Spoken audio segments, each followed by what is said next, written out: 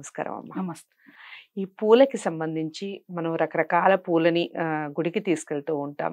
అభిషేకానికి ఇస్తూ ఉంటాము. లేదా గుళ్ళో దండగా, మాలగా వేస్తూ ఉంటాం. అసలు ఏ పూలు భగవంతునికి అసలు పెట్టకూడదంటారు? లేదా అన్ని పూలు పెట్టచ్చా? అలా ఏమి ఉండదంటారా? దానికి సంబంధించి చెప్పండి. ఆలయానికి కానీ, ఇంట్లో ఆరాధనకు కానీ హ్మ్. మనకి కొన్ని పూలు దేవుడికి పెట్టొద్దు అంటారు. హ్మ్. అసలు సృష్టే భగవంతుడిది. హ్మ్. ఆయన సృష్టిస్తేనే ఆ పిచ్చి మొక్క గాని, ఏ పువ్వైనా కానీ హ్మ్. పూస్తుంది. హ్మ్. ఆయన అనుగ్రహం లేనిదే ఏ పువ్వు వికసించదు. హ్మ్. అసలు ఆ వృక్షమే ఉండదు. హ్మ్. కానీ కొన్ని పువ్వులతో పూజ చేస్తే మనకు మంచి జరుగుతుంది అంటారు. హ్మ్. అంటే మనకి సీజనల్‌గా పువ్వులు వస్తాయి. హ్మ్. అవును. ఈ సీజన్‌లో మల్లె పువ్వులు, ఈ సీజన్‌లో జాజి పువ్వులు, హ్మ్. ఈ సీజన్‌లో గులాబీ పూలు, చామంతులు, చామంతులు. గులాబీలు హ్మ్. వస్తాయి. ఆ సీజనల్‌గా ఏ పువ్వులొస్తే అవే పెట్టాలి. ఏ కార్తీక మాసంలో మల్లె పువ్వులంటే రావుగా. అవును. ఉగాదికైతే ఉంటాయి. హ్మ్. అవును. అలా పెట్టుకోవాలి. గన్నేరు హ్మ్. అలాగే ఆహ్, హ్మ్, పారిజాతం. హ్మ్.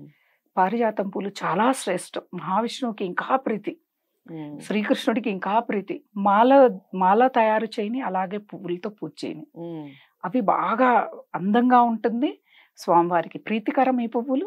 హ్మ్. ఆరాధించటం వల్ల మనకు ముక్తి లభిస్తుంది అంటారు. హ్మ్. మిగతా పువ్వులు కింద పడితే మనం దేవుడికి పెట్టం. కానీ హ్మ్. పారిజాతం కింద పడితేనే అది పునీతమవుతుంది. అవును. అవును. ఆ పువ్వుల్ని మాత్రమే పెట్టాలి. హ్మ్.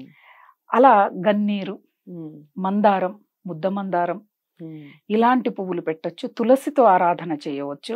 గన్నేరు పూలు పెట్టొచ్చమ్మా దేవుడికి గన్నేరు పూలు చాలా శ్రేష్టం. ఓకే. గన్నేరు పువ్వులు మాల కట్టి కూడా చాలా మంది తెల్ల గన్నేరు, పింక్, ఎరుపు అవును. ఇలా ఉంటాయి. ఇంకా దేవగన్నేరు అని పెద్ద పెద్ద పుష్పాలొస్తాయి. హ్మ్. హ్మ్. ఆ గన్నేరు అసలు పరమేశ్వరుడికి చాలా ప్రీతి. దేవగన్నేరు. హుహు. అవి కూడా భగవంతుడికి సమర్పించొచ్చు హ్మ్. ఇంట్లో కూడా. ఒక బంతి పువ్వులు మాత్రమే భగవంతుడికి అంటే విడి పూలతో పూజ చేసేదానికి పనికిరాదు. హ్మ్. మాలకి అనుకోండి మనం ఇప్పుడు బయటకి వెళ్ళి స్వామివారికి పెద్ద మాల ఇవ్వండి అంటే బంతి పూలు కుచ్చి ఉంటారు. ఆ మాలను వేస్తారు. హ్మ్. ఇవి ఏంటిది అంటే మనం ఫోటోలకు ఒక్కొక్క పువ్వు పెడితే బాగా మందంగా ఉంటుంది. ఫోటో ముందుకు జరిగి పడిపోవచ్చు. హ్మ్. అలా అని బంతి పువ్వుల్ని పెట్టొద్దు అంటారు. ఓకే. చామంతులు మనకిప్పుడు ప్రతి పుష్పాలు కూడా సంవత్సరం పొడవునా వస్తున్నాయి. అవును. సీజన్ అనేదే లేదు. హ్మ్. ప్రతి పువ్వులు వస్తూనే ఉన్నాయి. హ్మ్. ఈ సీజన్ కాదనేది కాకుండా ప్రతి ఋతువులు మనం పండించుకుంటున్నాం అలాగా. హ్మ్. అన్ని మొక్కలు ఇంట్లో వేసుకుంటే కూడా వస్తూనే ఉంటాయి సంవత్సరం అంతా. హ్మ్. ముందు కాలంలో చెట్టే ఉండదు అసలు. అవును. ఆ ఋతువు అయిపోయే వరకి అలా ఉంటుంది. కనకాంబరాలు. హ్మ్. మనం కనకాంబరాలు మల్లె పువ్వుల్లో అల్లి స్వామివారికి వేస్తాం. అవును. జాజి అవును. పూలలో అల్లి వేస్తాం. మల్లెపూలు, మరవం కలిపేస్తే ఎంత కలిపేస్తారు. చక్కగా ఉంటదో చాలా అసలు. చక్కగా. హ్మ్. మరువంతో పూజ చేయొచ్చు. హ్మ్. మాచుపత్రితో పూజ చేయొచ్చు. పత్రి. హ్మ్. హ్మ్. ఆ పత్రితో పూజ చేసినా కూడా మనకు చాలా మంచిది. హ్మ్.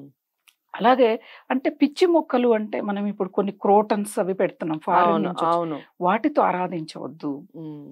అవి పిచ్చి పూల కిందకే లెక్క అవుతాయి. వాటితో హ్మ్. ఆరాధించకూడదు. కొన్ని హ్మ్. పుష్పాలు మాత్రమే. అసలు అమ్మవారి ఆరాధనకైతే శుతిమెత్తనైన సువాసన కలిగిన పువ్వులే అమ్మవారికి పూజ చేయాలి. ఆరాధించాలి. ఎందుకంటే అమ్మవారు సున్నితమైనది కాబట్టి హ్మ్. హ్మ్. ఆ పువ్వులతోనే అమ్మవారిని ఆరాధించండి. అనుగ్రహం త్వరగా లభిస్తుంది అని అంటారు. హ్మ్. అంటే పూజా మందిరం అంతా కూడా మంచి సువాసనతో నిండిపోయి ఉంటది. హ్మ్. ఒక ఆలయానికి వెళ్ళినా మంచిగా జాజి పూలతో ఇప్పుడు వెంకటేశ్వర స్వామి ఆలయానికి వెళ్తే స్వామి ఎక్కడో ఉన్నా ఎంత దూరం వాసన అవును. వస్తది. అవును. ఆహా! హ్మ్. ఈరోజు ఈ పూలమాలను వేశారు అని చెప్పాను. హ్మ్. అంటే ఆ వాసన వల్ల మన ఆలోచనలో మార్పొస్తుంది. ఒక హ్మ్. పాజిటివ్ వైబ్స్ వస్తాయి. హ్మ్. కాబట్టి ఈ పూలతో పూజ చేయండి. హ్మ్. ఆ పూలల్లో అంటే ఎన్నో ఔషధ గుణాలుంటాయి పువ్వులు. హ్మ్. హ్మ్. మనకి జుట్టుకు మందారం ఆకును వాడతామా? అటువంటి ఔషధ గుణాలున్నాయి. హ్మ్. వాటిని మనం పట్టుకొని పూజ చేయటం వల్ల మన హ్మ్. చర్మము సౌందర్యం పెరుగుతుంది. ఓహ్! హ్మ్. అంటే మనని దృష్టిలో పెట్టుకున్నారు ఋషులు. హ్మ్. కాబట్టి మన మన మంచి కోసమే ఇవన్నీ మనకి రూపొందించారు. ఓకే. అంతే. అయితే మనం విడి పూలతో పూజ చేసేటప్పుడు హ్మ్. పువ్వులు రెక్కలు విప్పేస్తూ ఉంటారు. హ్మ్. తప్పసలు. మీరు చేసిన పూజకి ఫలితమే రాదసలు. రెక్కలు విప్పకూడదు. విప్పకూడదు. హ్మ్. చాలా వరకు అయ్యప్ప స్వామి పూజల్లో చాలా పూలు అవసరం పడతాయని రెక్కలు విప్పేస్తూ ఉంటారు. ఒక పుష్పాన్ని సంపూర్ణంగా నువ్వు ఒక్క పుష్పం భగవంతుడి పాదాల దగ్గర పెట్టు చాలు ఆయనకి. హ్మ్. నువ్వు ఇన్ని రెక్కలతో పూజ చేసినా ఫలితం రాదు. హ్మ్. సంపూర్ణమైన పుష్పం అంటే మనకు సంపూర్ణమైన ఫలితాలు రావాలి అంటే భక్తితో ఒక్క పుష్పం భగవంతుడి పాదాల దగ్గర పెట్టు. హ్మ్. ఒక్కటే మనకు సంకేతం. సత్యభామ రుక్మిణీదేవి శ్రీకృష్ణుని తులాభారం వేసినప్పుడు ఒక అవును. తులసితోనే స్వామివారు తులసితో. లేచి అవును. ఇదొక్కటే చాలు అంటే ఉమ్. ఇక్కడ భక్తి అనేది ప్రధానం అనేది చెప్తారు.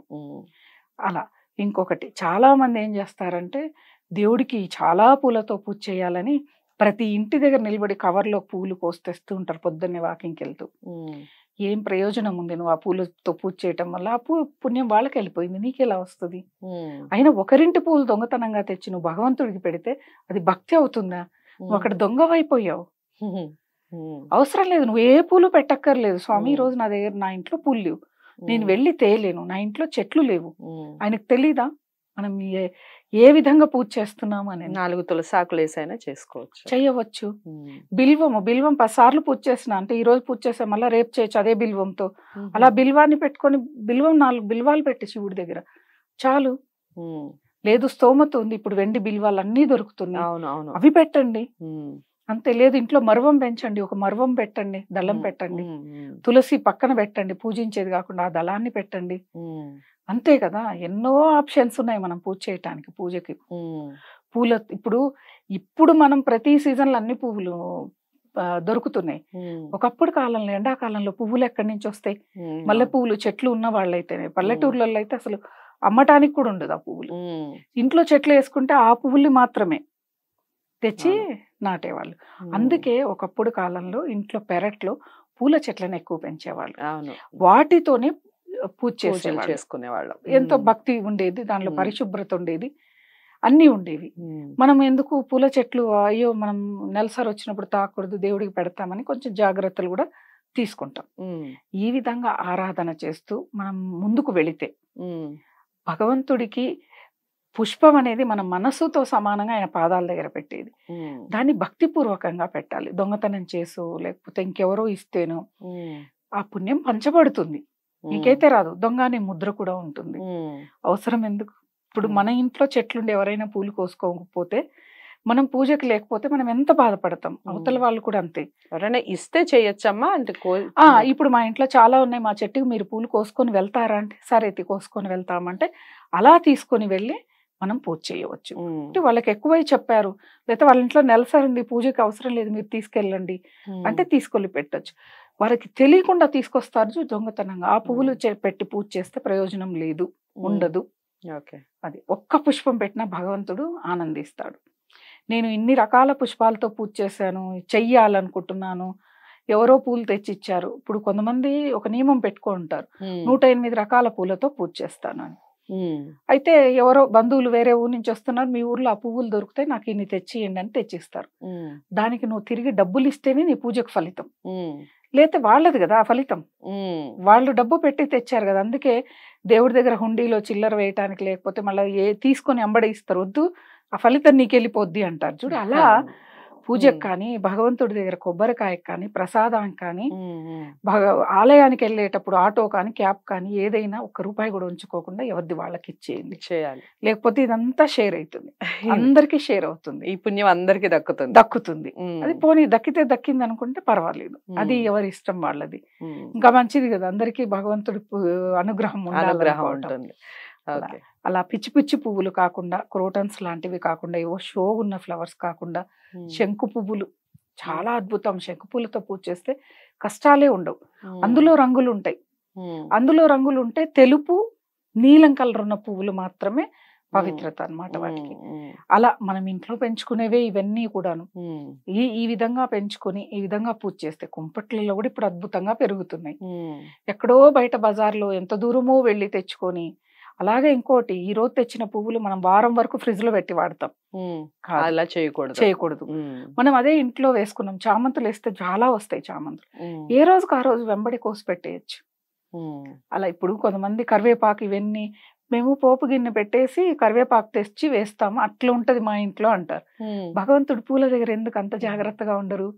మా ఇంట్లో మొక్కలు ఉన్నాయి, పూల మొక్కలు, అప్పటికప్పుడు తెచ్చి భగవంతుడికి పెడతాము, చాలా పవిత్రంగా ఉంటుందని చెప్పి మనం అలా చెప్పుకోవాలి. అలా పెంచుకొని పువ్వులతో పూజ చేయటం. ఆలయానికి వెళ్ళినప్పుడు ఎలాగో కొనుక్కుంటాం, ఎందుకంటే స్వామివారి విగ్రహం పెద్దగా ఉంటుంది, మాల కుచ్చిన మాలే అయి ఉండాలి, మనం అంత ఇది ఉండదు. కొంతమంది బాగా అందంగా అల్లుకొని తీసుకొని వెళ్తారు, అది వాళ్ళ ఓపిక.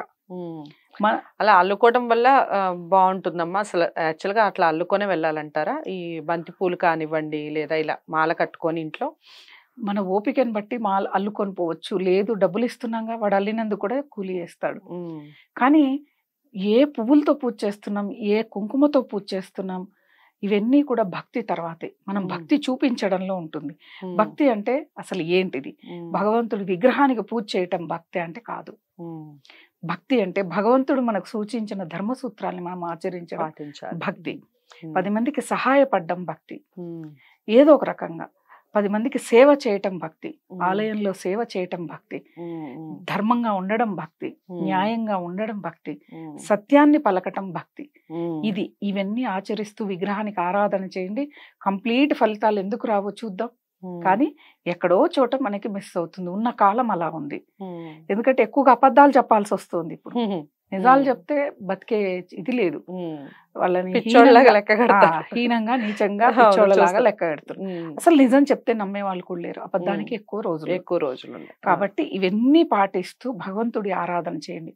పువ్వులు ఉన్నాయి లేవు ఇవన్నీ కూడా ఆలోచనలు పెట్టుకోకుండా భగవంతుడికి ఒక్క పుష్పమైనా పెట్టి ఆరాధన చేస్తే అద్భుతమైన ఫలితాలు లభిస్తాయి. చాలా చక్కగా చెప్పారమ్మా పుష్పాలకు సంబంధించి. నమస్కారం అమ్మా. నమస్తే.